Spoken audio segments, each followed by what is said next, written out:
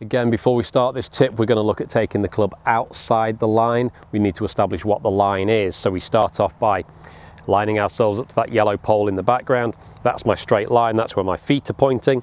If I take the club back on line, it points along the line of my toes towards the intended target.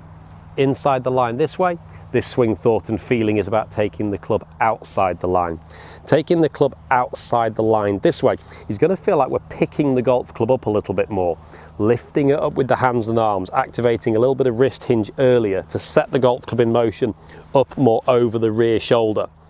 The hope then is that the club can then come down from that position, drift from right to left across the back of the golf ball and produce left to right spin.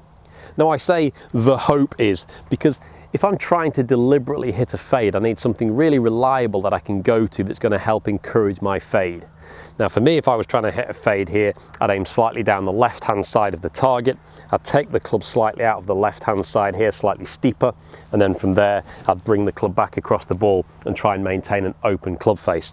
And if I can feel that slightly steeper up and down action, I can hit across the back of the ball, set it off down that left-hand side, keeping the face open, and try and hit that little left to right fade back into the wind.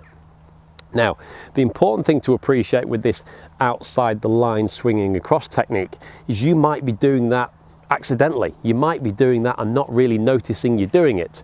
So if you've been hitting a lot of fading golf shots, a lot of left to right slicing golf shots for a right-handed golfer, just consider your takeaway. Consider the fact that you might be outside the line and not really knowing it.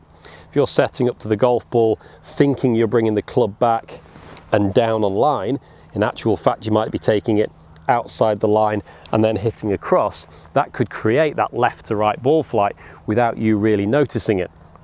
So taking the club outside the line is a good thing if you're trying to hit a fade.